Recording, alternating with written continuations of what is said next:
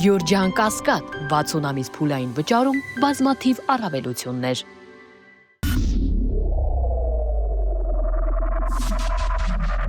Բարի երեկո, Մեծահաբի եթերում Մեծ Արենանն է, ես Արթուր Հայրապետյան, այսօր զրուցելու եմ լրագրող Բորիս Մուրազիի հետ, բարի երեկո։ Շնորհակալ եմ, որ այս խցանումներին հասցրեցիր եկար։ Բորիս, կարծում եմ ազգային ժողովին հետևում ես ինչա կատարում 8-րդ գումարման ազգային ժողովում։ Արդեն 9-րդ, 8-րդը ավարտվեց։ Արդեն բանա դարել մեր մոտ 8-րդ, 9-րդ, այդքան էլ տարբերություն չկա, նրանք Արցախը հանձնեցին ընդդիմադիր գործիչներով, հիմա սրանք պատրաստում են Տիգրանաշենը հանձնեն, այդ օրինակն էի ուզում բերել, ինչքանով է անդիմությունը լինելու համահավասար իշխանության հետ հանձնողների շարքում։ Գիտեք, ես չեմ կարծում, որ ընդդիմադիր ուժերը կարող են համահավասար լինել իշխանության հետ, բայց ակնհայտ է, որ նաև ունեն պատասխանատվության բաժին, որովհետև այնուամենայնիվ, տեսեք, ընդդիմությունը մանդատները վերցնելիս ասել է, օրինակ, նաև ամենամեծ ֆրակցիան, որ առաջինը թույլ իրենց այս արդյունքներով Ալիևի սահմանադրությունը չի անցնելու եւ մնացածի մասին իհարկե խոսակցություն չի եղել Տիգրանաշեն բան, ինչը կհանձնի Նիկոլ Փաշինյանը, ինչը չի հանձնի, ակնհայտ է, ընդդիմությունը իհարկե իր պատասխանատվությունն ունենալու է, գոնե պատմության առաջ, գուցե հիմա հնարավոր չլինի դրա մասին շատ խիստ արձանագրումներ անել կամ ասենք այդ պատասխանատվությունը չզգացվի իրենց համար, բայց պատմության համար այդ արձանագրումը լինելու է։ Դե հիմա 8-րդ գումարումը Արցախի հանձնումը հենց դրա մասին էր։ 8-րդ գումարման ազգային ժողովը իհարկե քաղաքացիական պայմանագիրը եւ Նիկոլ Փաշինյանի գլխավորությամբ դավադիր խմբակցություններ եւ քաղաքական միավոր էր, օտար շահեր սպասարկող 8-րդ գումարման ազգային ժողովում ներկա ընդդիմության մասով չենք կարող ասել դավադիր, բայց կարող ենք ասել անկարող։ Ընդ որում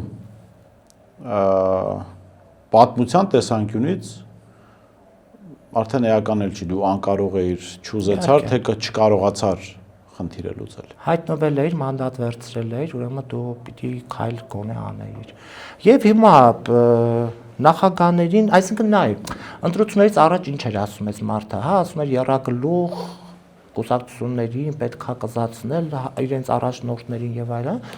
ասեց, արեց Նիկոլը, հա, այնտեղ Ծառուկյան Գագիկ, այսօր արդեն 3 Ռոբերտ Քոչարյան, ելով մնաց Տաշիր Սամո, հա, այնտեղ հիմա Սամվել Կարապետյան տնային կալանքի է, բայց ինչ որ գույք ինչ որ բան։ Գիտեք, ես երկրորդ նախագահ Ռոբերտ Քոչարյանի շուրջ տեղ ունեցող այս ապօրինի գործընթացների ֆոնին հիշեցի ընկերներիցս մեկի քաղաքագետ Ազատ Ադամյանի հետ մեր զրույցը ընտրություններից առաջ,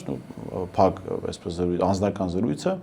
եւ այնինչ հիմա տեղի ունենում ամիսներ առաջ մենք մեզ համար արձանագրելու ենք, որ սա է տեղի ունենալու, որ նախ առաջինը ակնհայտ էր, որ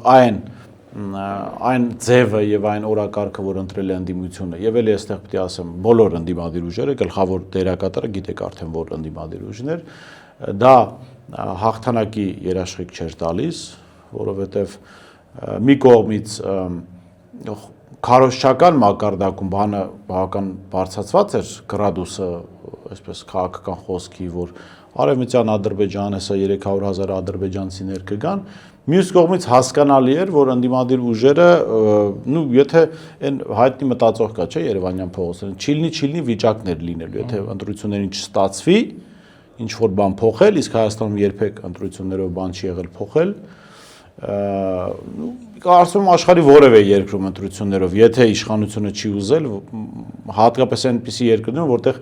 ընտրության ավանդույթ որպես այդպեսին չկա,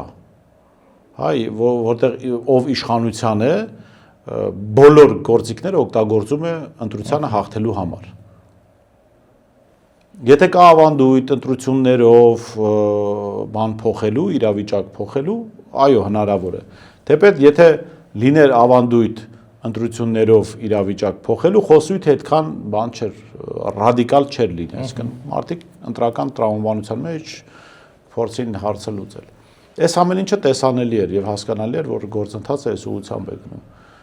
Մի բան ակնհայտ է, որ սա ապօրինություն է։ Այն ինչ որ եւ Ծառուկյանի նկատմամբ է տեղի ունենում, եւ Ռոբերտ Քոչարյանի նկատմամբ եւ իր ընտանիքի անդամների նկատմամբ։ Բայց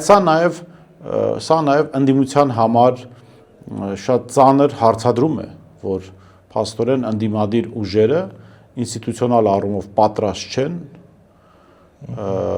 պայքարի, որովհետեւ եթե այս սովորական վերլուծաբանի կամ լրագրողի համար, քաղաքագետի համար մի քանի ամիս առաջ տեսանելի էր, որ այս ընթացքով գնալու է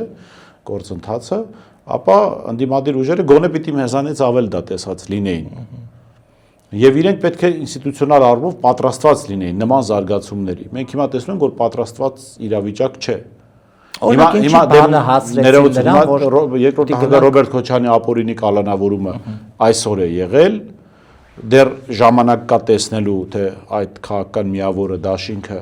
ինչպես է պատրաստված, արդյոք ունեն որոշակի գործողությունների պլան նման ապօրինության դեմ առնելու, բայց Ծառուկյանի մասով վստահ կարող ենք ասել, որ որևէ պլան չունեին։ Փաստորեն այդ մարդուն ապօրինի կալանավորեցին եւ այնտեղ պարզվեց, որ քաղաքական թիմ գրեթե չկա։ Եվ չգիտեն ինչ պիտի անեն։ Եվ ոչ միայն կալանավորեցին։ Եվ ես վստահ եմ, բոլոր թիմերի մասով է այսպես լինելու։ Ինչու՞, որովհետև մենք ցավոք սրտի չունենք ինստիտուցիոնալ ընդդիմություն։ Մենք չունենք քաղաքական ուժեր կարելի ասել, որովհետև բոլոր իշխանությունները ունենում են ինչ-որ ռազմավարություն, ինչ-որ մոտեցումներ, պլանավորում, որ այս ուղղությամբ գնալու են։ Բոլոր իշխանությունների ժամանակ էլ եղել, բայց ընդդիմադիր դաշտում հատկապես եղած քաղաքական միավորները չունեն։ Եվ սա շատ վատ բանի մասին է խոսում։ Սա խոսում են մասին, որ մարտահրավերները չեն պատկերացնում քաղաքական ուժերը, առաջնորդները։ Լավ, այս 8 տարիա չեն պատկերացնում։ Որովհետև տեսեք, որովհետև պիտի այնպիսի իրավիճակ լիներ, որ Նիկոլ Փաշինյանի համար ավելի հեշտ լիներ ապօրինաբար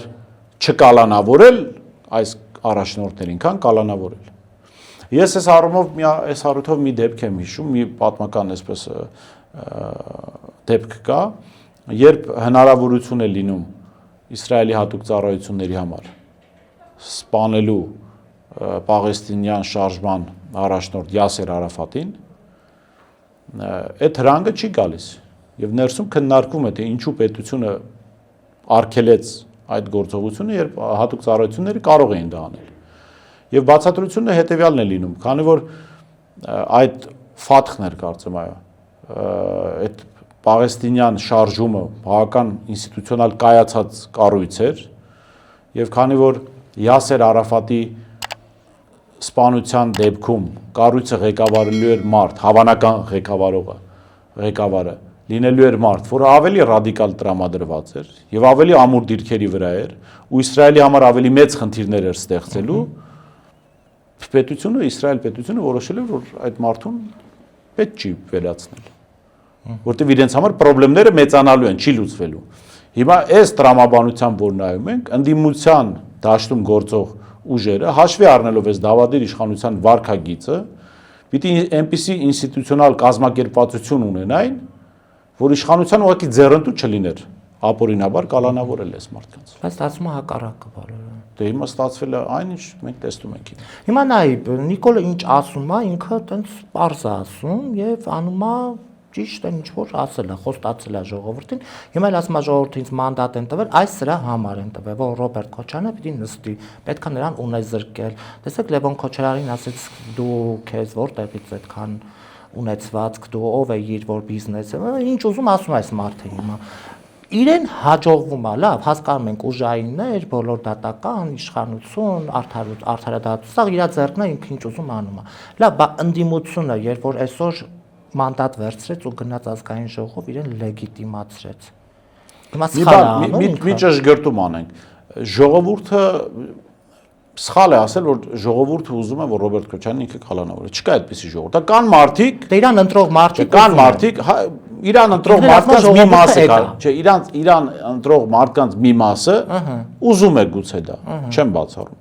Բայց իրան չընտրող մարդկանց մի մասն էլ, որը էլի ժողովուրդ է, շատ ավելի դաժան բաներ է ուզում Նիկոլ Փաշինյանի նկատմամբ, որը էլի անթույլատրել է։ Մի ճշգրտում անենք, Ռոբերտ Քոչարյանի դեմ տեղի ունեցողը պետք է դիտել աշխարհաքաղաքական գործընթացների կոնտեքստում եւ պետք է նաեւ դիտել այն տեսանկյունից, որ Քոչարյանը փաստորեն Փաշինյանի ամենածանր հանցագործության վկայությունն է, Չէ՞ որ Ռոբերտ Քոչարյան քաղաքական պետական գործիչը ծնունդ է առել Արցախյան շարժումով, Արցախի ազատագրմամբ, հա։ Եվ այդ Ռոբերտ Քոչարյանի ներկայությունը Փաշինյանին հիշեցնում է իր գլխավոր հանցագործության մասին։ Քոչարյանի նկատմամբ այս ապօրինությունները տրամաբանության մեջ են շարունակվում։ Անդիմությանը եթե գանք, անդիմությանը եթե գանք, այո, անդիմությունը այդ առումով անպատրաստ է։ Անդիմությունը անպատրաստ է։ Թեպետ ես կարծում եմ, որ մեր հասարակության adekvat շերտերը, անկախ նրանից Ռոբերտ Քոչարյանի ուժը պատրաստ է, պատրաստ չէ, պետք է աջակցեն Ռոբերտ Քոչարյանին, պետք է դեմ լինեն այս ապօրինությանը, որովհետև անկախ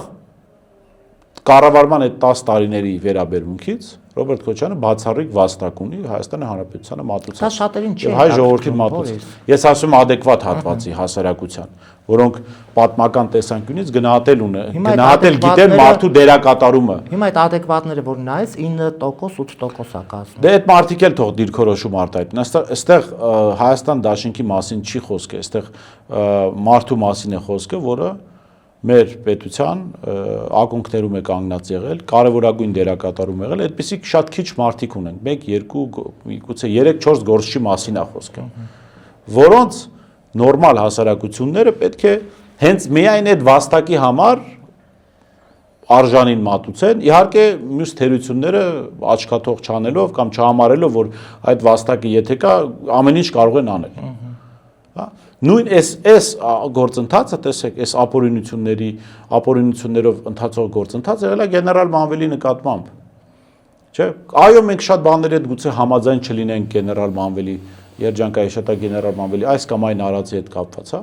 Բայց ի վերջո լավ, մեզ այս ամեն ինչը դաս տվել է, որ հասկանանք, որ պետության մեջ կան գործիչներ, որոնք իրոք ռեալ վաստակ ունեն։ Եվ օրինակ գեներալ Մանվելը դրանցից մեկն էր, բայց մեր հասարակությունը չգնահատեց այդ ամեն ինչը, չհասկացանք մենք դա եւ թույլ տվեցինք, որ ըստ էության առերևույթ իշխանությունները սպանեն այդ մարդուն։ Առողջական խնդիրներ, այո, պաշտոնապես ինքը մահացել է, բայց այդ մահվանը նպաստել է այն ապօրինությունները, որ իր նկատմամբ տեղի է ունեցել։ Հիմա նույն մակարդակի ապօրինություններ տեղի են ունենում Ռոբերտ Քոչարյանի նկատմամբ։ Եվ հասարակությունը այո, չպիտի թույլ տա այդ ապօրինությունները։ Ես չեմ ասում պայքարեն Ռոբերտ Քոչարյանի իշխանության բերելու համար, չգիտեմ, կամ Հայաստան դաշինքին գլխներին դնել ման տալու համար, չէ, այդ մարդու վաստակը պետք է գնահատել։ Իսկ ընդդիմության մասով ես ասացի արդեն, ընդդիմությունը ակնհայտորեն անպատրաստ է, գոնե այն ընդդիմությունը, որին մենք տեսել ենք այս տարիներին, այնտեղ կա ուժեղ Հայաստանը, ովքեր ասում են, որ իրենք ունեն այլ մարտավարություն, այլ մոտեցումներ, որը անխուսափելիորեն բերելու է հաղթանակի։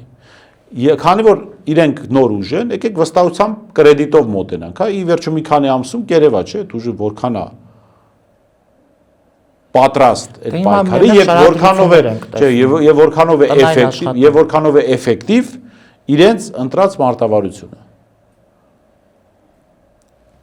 Այդ ժամանակի հարցը։ Մնացած մասով, այո, ընդդիմությունները, ընդդիմադիր ուժերը չեն ունեցել պլան։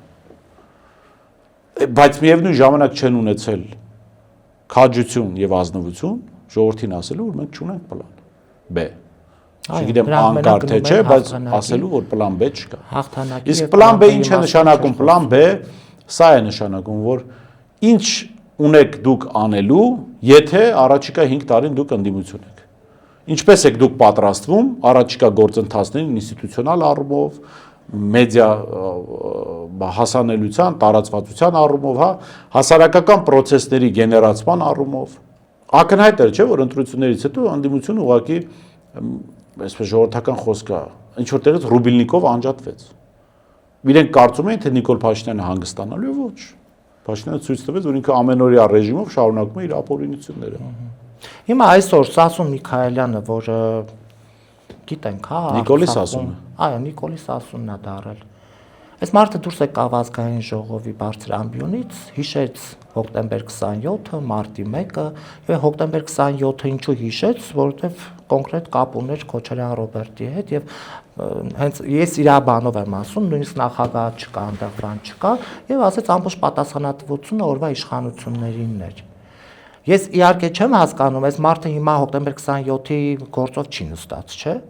Այս մարդը ուրիշ թեմաներով է։ Չէ, այն որ լավ 8 տարի դուք իշխանություն եք։ Անընդհատ կարելի է ծեծել մարտի 1 հոկտեմբերի 27 8 տարին քիչ տարիներ են, որից որպեսզի հասկանայինք մարտի 1-ի մեղավորներն ովքեր են, հոկտեմբեր 27 ողբերգության օրեր են, չէ՞ դրանք եղել։ Ինքը չէր ասում, բաց, հա, հայտված է մարտի 1-ը իր ամբողջ Կարծեմ սովետական միության դատախազներից մեկն էր ասել, որ հետաքննության ժամանակ կարևոր է որ սեփական հետքի վրա դուրս չգաս։ Հիմա այդ եւ հոկտեմբերի 27-ով եւ մարտի 1-ով, եթե ոչ իրանց հետքի վրա, ապա առնվազն իրենց տերերի հետքի վրա դուրս են գալու։ Դրա համար այդ թեմաները քարոզչական դաշտում են մնալու։ Ես շատ ցավում եմ, որ Վազգեն Սարգսյանի ընտանիքի որոշ անդամներ եւս այս քարոզչական կեղտոտ խաղին մասնակցում են, որովհետեւ Վազգեն Սարգսյանն էլ բացառիկ որպես պետական գործիչ, ես չեմ ասի ռազմական, չգիտեմ, տարբեր այսպես պիտակներ չեմ կպցնի։ Որպես պետական գործիչ բացառիկ ծառայություն ունի մատուցած Հայաստանի Հանրապետությանը։ Բայց այլ ժողովրդի մոտ նա չի որ։ Դե հա, ժողովրդի մոտ տարբեր մոտեցումներ կան, դա ես ժողովրդի մոտեցումներով չեմ ասում։ Բացառիկ ծառայություններ ունի մատուցած պետությանը եւ հայ ժողովրդին։ Եվ այդ ծառայությունները մատուցելու համար ինքը իր կյանքով է վճարել։ Հիմա այս մարդիկ Վազգեն Սարգսյանի կերպարը մի կողմ թողնենք, այդ մարդիկ, գիտեք, Ինդոնեզիայի մի հատ ցեղ կա, այդ Սասուն Միքայելյանը, Արամ Զավենի Սարգսյանը, այդ Անդրանիկ Քոչարյանը, ոնց որ այդ ցեղի անդամները լինեն։ Ինդոնեզիայում մի կղզի կա, որտեղ մի ցեղ կա, այդ ցեղի անդամները, այդ գյուղում ապրողները, ուրեմն տարին մի անգամ գնում իրանց մեռելներին հանում են գերեզման, այս փոշիները մաքրում են, սանրում են, կադրեր կան, կարող եք տեսնել։ Եվ հետո տանում դնում են տեղը, տատուն հանում են գերեզմանից, հետո տատուն դնում են գերեզման։ Հիմա այս ցեղի անդամները, որոնք քաղաքական դաշտում կան, ամեն անգամ որևէ մասնակցություն դերակատարում չունենալով Վազգեն Սարգսյանի վաստակի մեջ, հետ մարդու անունը շահարկում են, այդ մարդու սպանության հանգամանքը շահարկում են ու քաղաքական դիվիդենդներ են շահում։ Վազգեն Սարգսյանի ընտանիքի adekvat անդամները իսկ այդպիսիք կան, ես կարծում մի անգամ հրապարակային պիտի հանդես գան եւ ասեն դադարեցրեք հայ ժողովրդին Հայաստանի Հանրապետությանը բացառիկ ծառայություն մատուցած մարդու սպանությունը շահարկել կամ եթե ինչպես դուք ասացիք բան կա բացահայտեք թող բոլորը ամբողջ ժողովրդը իմանա կամ եթե չեք կարողանում բացահայտել գնացեք ձեր իրական Պապիներին, տատիներին, գերեզմաններից հանեք, փոշիները մաքրեք, դրեք տեղը տարեք, այդ մարդուց ինչ գործ ունեք։ Ամեն անգամ այդ շարժը։ Արմենը Սարգսյան հիշում ես, չէ, որ ասել էր ովքեր են կանգնած այս իշխանությունների հետևում, հենց այդ մարդկանց։ Ես հարգանքով եմ վերաբերում Արմեն Սարգսյան, ես կարծում եմ ընտանիքի շատ adekvat անդամներից մեկն է, որ կարող է ինքը եւս կարող է հրապարակային մի անգամ կոչով հանդես գա, ասի իմ եղբոր հիշատակը հանգիստ թողեք։ Ախպերը թե կարողանում եք մեծարել, իր վաստակը գնահատել, գնահատեք։ Սպանության հանգամանքը կարողանում եք բացահայտել, բացահայտեք, ով ասել մի բացահայտեք, բայց մի շահարկեք։ Այդ ազգային ժողովի ամբիոնն էլ բարձր մի ասեք, էլի։ Այդ արդեն ձեզ եմ ասում։ Առհասարակ բարձր է համարվում, էլի, այլ խնդիր է, որ այնտեղ ինչի թույլիկները եւ ցածր մարդիկ ինչի նկատմամբ։ Բոլոր այնտեղ արժանավոր մարդիկ կան ընդդիմության շարքերում, բայց ԿՊ-ի ներկայությամբ այդ ամբիոնը վաղուց բարձր չի։ Դե այնտեղ էլ հայտնվածներն էլ հավասարվում են, էլ տեղ։ Իհարկե ես այդքան խիստ չէի գնահատի, դժգոհությունը ձեր կկիսեմ, իհարկե ընդդիմության մասով, օբյեկտիվ դժգոհություններ կան։ Ես նույնիսկ իրենց բանը, գիտես, զուր անցնում այդ ժամանակ, այդ ժամանակը կարելի էր ավելի կարևոր բաների վրա ծախսել, ասենք։ Այսօր օրինակ Աննա Գրիգորյանը դուրս եկավ, Սասուն չէ, Սասունի է, որ ասում է մեռելները, ասենց փռեց սիրուն, ասենք։ Բայց հետո տեղը դրեցին, հետո մաքրեցին, տեղը դրեցին։ Այդ է, էլի, արեց դրեց տեղը։ Հիմա մենակ այդ չի, էլի, անդադ այդ աղջկան էլ անդադ հիշեցնել, թե դու որտեղից ես եկել։ Դե քաղաքական գործիչները պիտի հասկանան, որ իրենց գործը միայն այսպես ուղղակի ելույթ ունենալը չի։ Քաղաքական process-ները միայն ելույթներով չեն։ Ես ես ավելին ասեմ, հարգելի Արտուր, գիտեք, ինձ մոտ տպավորություն է, որ մեր փեշակը վերցրել են քաղաքական գործիչները։ Քաղաքական գործիչների 99%-ը արձանագրում է, թե Նիկոլը ինչ արեց։ Ասում հա, լավ, բայց դուք հակառակ բան ինչ որ առաջարկ ոնց որ պիտի ունենաք։ Մեր լրագրողներից գործն է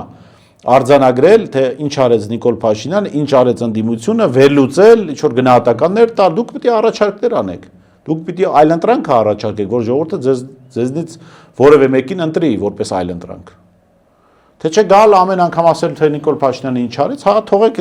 դա լրագրողները կասեն։ Հիմա Տիգրանաշենը հանձնվում է Բորիս։ Ում են հանձնում։ Իրանց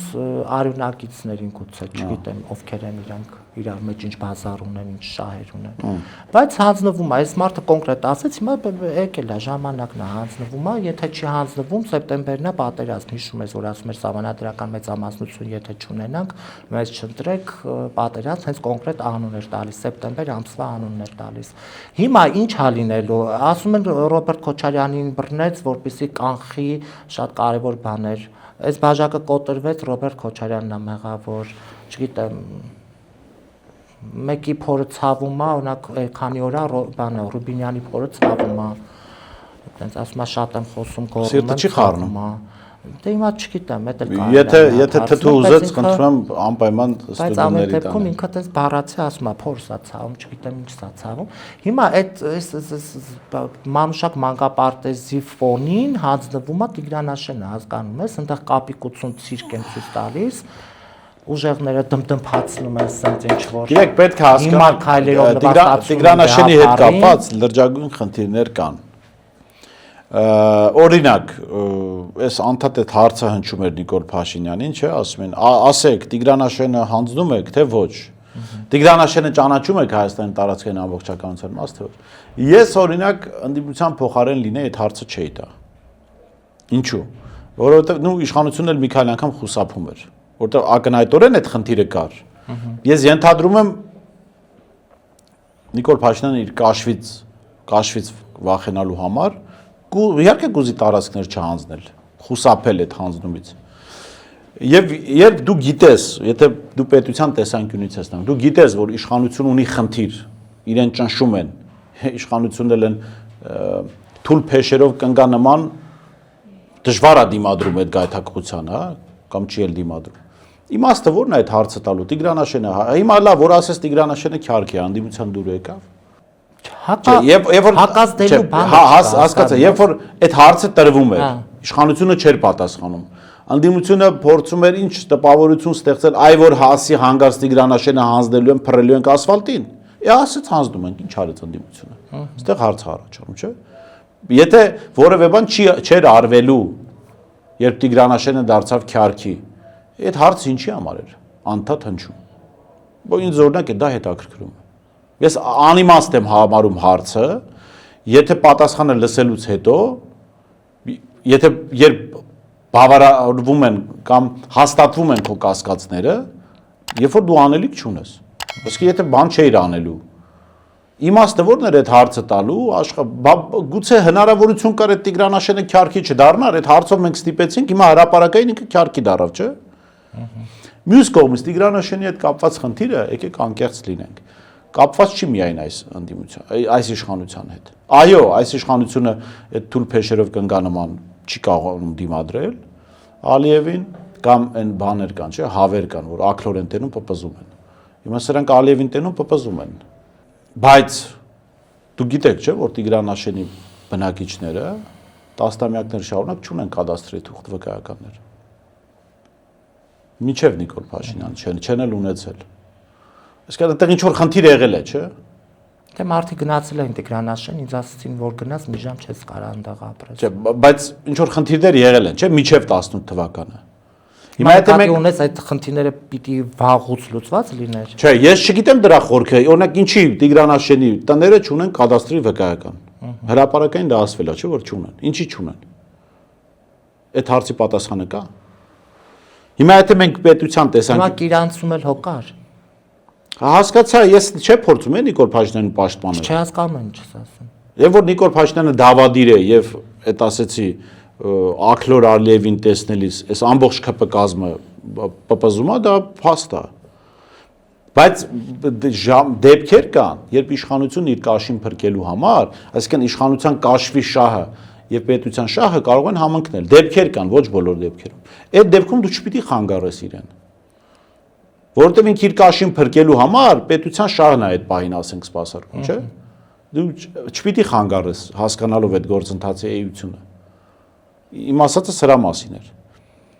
Թե չէ, ասենք որ Տիգրան որ չհանձնեն, Նիկոլ Փաշինյան դավաճան չի։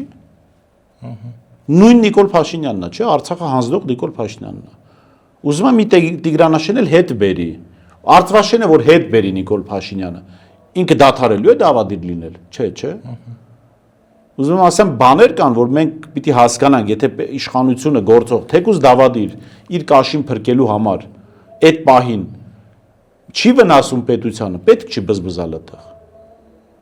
Եթե դու պետության տեսանկյունից ես դու։ Թե չէ գնահատականների առումով, հենց հիմա Նիկոլ Փաշինյանը Արծվաշենը հետ բերի, Նիկոլ Փաշինյանը շարունակելու է դավադիր մնալ ինձ համար։ Նիկոլ Փաշինյանը շարունակելու է մերժելի մնալ ինձ համար, վստահ եմ ձեզ համար, շատերիս համար։ Եթե Արծվաշենը հետ բերի, որտեղ ինքը Արցախը հանձնել է, Արցախը հայաթափել է Ալիևի հետ միասին։ Այսինքն սրա մասին էր խոսքը, ոչ թե որ Նիկոլ Փաշինյանը այ որ Տիգրան չհանձնի, ուրեմն լավ տղա է կամ լավ կառավարիչ է, չէ։ Հիմա այս պատերազմի ակնկալելի է, որ սեպտեմբերին ասում էր լինելու է, ինչի պիտի լինի, եթե ամեն ինչ օքեյ է Նիկոլի համար։ Դա ասեն չի լինելու, չէ, արդեն։ Դե սահմանադրական մեծամասնություն։ Դե տեսեք, մի բան ակնհայտ է, պատերազմի վտանգը կա իրականում, բայց դա աշխարհակաղակական գործընթացներով է պայմանավորված։ Հիմա տեսեք, Իրանի շուրջ տեղի ունենում գործընթացներ։ Միացյալ Նահանգները սա այսպես չի թողնելու, այսինքն ըստ էության միջև էս բան Միացյալ Նահանգները պարտվել է։ Դե Թրամփ պապին մեր հետ է։ Չէ, սա այս ամեն ինչը այսպես չի թողվելու։ Միացյալ Նահանգները եւս մի անգամ փորձելու է Իրանին լայնածավալ մեծ ճակատով հարված հասցնել այդ թվում նաև ցամաքային գործողություններով։ Ցամաքային գործողությունների առումով էական դերակատարում են ունենալու քրդերը Իրաքից, նու ներսից տարբեր խմբավորումներ, ասենք բելուջներ, գուցե արաբներ, փուշտուններ, ասենք աֆղանական փախստականներ, քրդական բանը փոքրամասնությունը Իրանի տարածքում եւ Հյուսիսային Իրաքից էլի քրդերը եւ ադրբեջանցիք, Ադրբեջանը, ադրբեջանական այդ համայնքը Իրանում եւ Ադրբեջան պետությունը։ Եվ Արցախը ըստ էության Ադրբեջանին նվիրել են արևմուտքում Պրահայի այդ համաձայնություններով, չաղացրել են, Ադրբեջանին ֆինանսավորում են, Ադրբեջանին զինում են, բանակը հիմա ուժեղացնում են, ինչի համար, որ X պահի ինքը պետք է ծառայի այդ աշխարհակաղակական կենտրոնի շահերին։ Այդ շահերը պետք է ստիպեն Ադրբեջանին մասնակցել Իրանի դեմ պատերազմին։ Բայց Ալիևը ի տարբերություն շատերի լավ է հասկանում, որ եթե ինքը ուղիղ մասնակցում է Իրանի հետ պատերազմին, ինքը շատ ծանր գին է վճարելու, գուցե նաև սեփական կյանքով, իր ընտանիքի անդամների կյանքով։ Իրանցիները ցույց են տվել, որ կարող են շատ տեղային թիրախավորել, թիրախների հարվածել։ Ալիևը մի ճանապարհ ունի խուսափելու Իրանի դեմ պատերազմից, իր համար երաշխավորված հաղթական պատերազմ Հայաստանի դեմ։ Տանկը միշտ կա, բայց ոչ նրա համար, որ անդիմությունը հաղթեր պատերազմը սկսելու, ոչ։ Պատերազմի վտանգը կա, որովհետև աշխարհակաղակական գործընթացներն այնպիսին են, որ Ալիևին կարող են ստիպել գնալ հեշտ հաղթական պատերազմի Հայաստանի դեմ, ցույց տալ զբաղվածություն, ասելով որ տեսեք, ես անվտանգային խնդիրներ ունեմ, ես չեմ կարող մասնակցել Իրանի դեմ գործողություններին, որովհետև Իրանի դեմ գործողությունների համար ինքը շատ թանկ է վճարելու, Հայաստանի դեմ գործողությունների համար ոչ, գուցե նաև հող կարողանա պոկել Հայաստանից։ Գուցե նաև ցամաքային ճանապարհ դեպի Նախիջևան։ Հիմա այս ամեն ինչով հանդերձ մենք այսպիսի իրավիճակ ունենք, հա,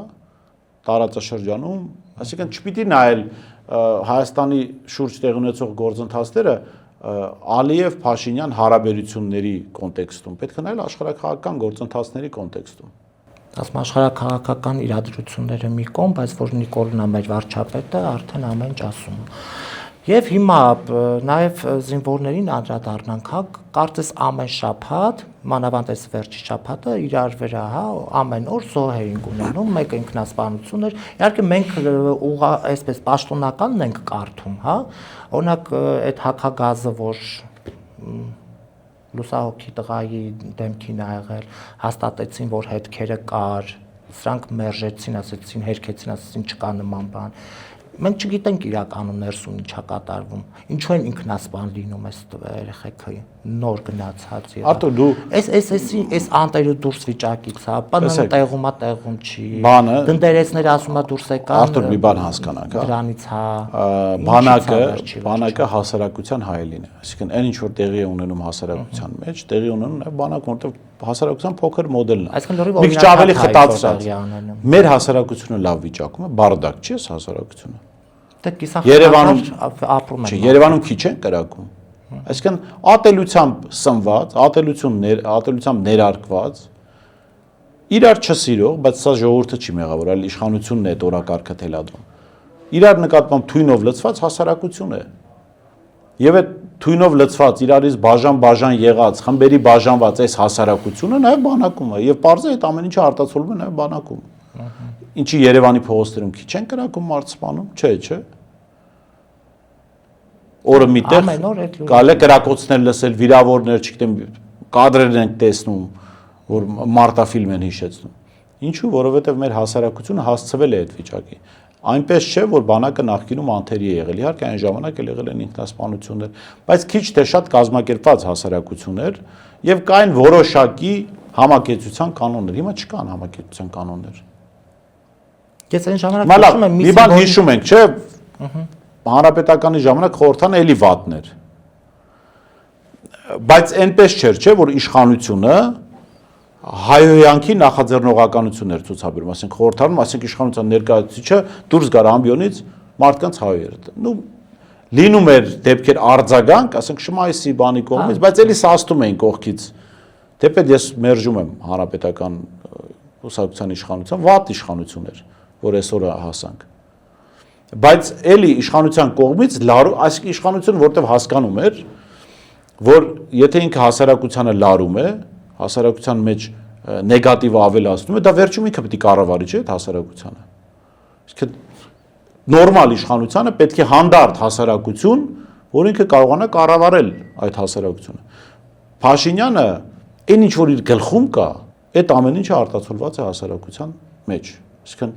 Փաշինյանի գլխում էլ չէ խառը վիճակը։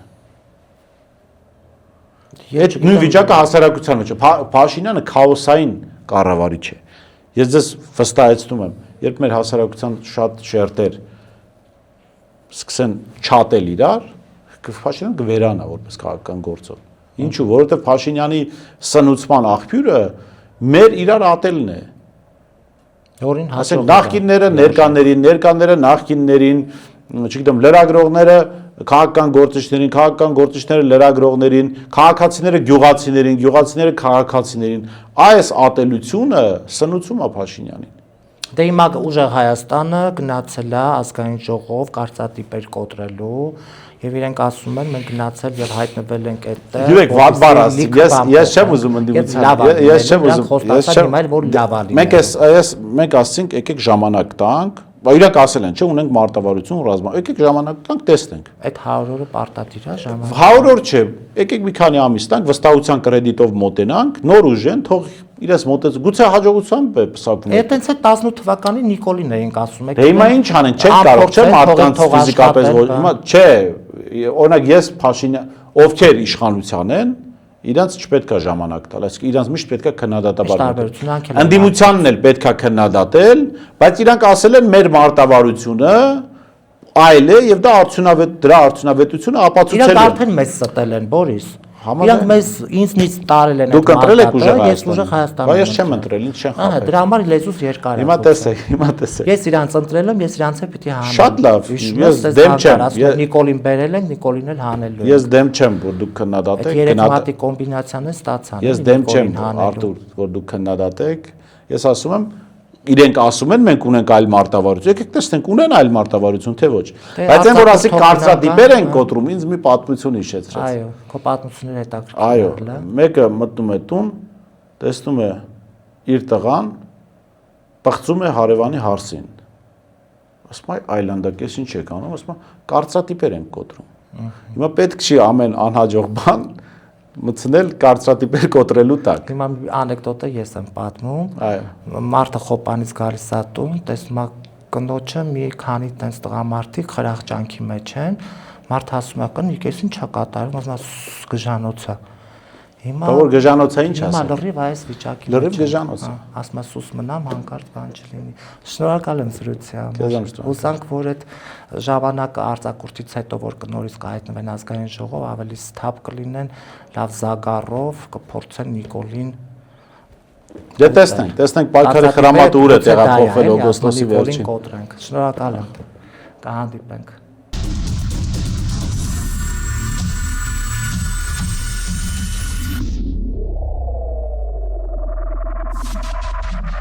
Գյուրջան Կասկադ 60 ամիս փուլային վճարում բազմաթիվ առավելություններ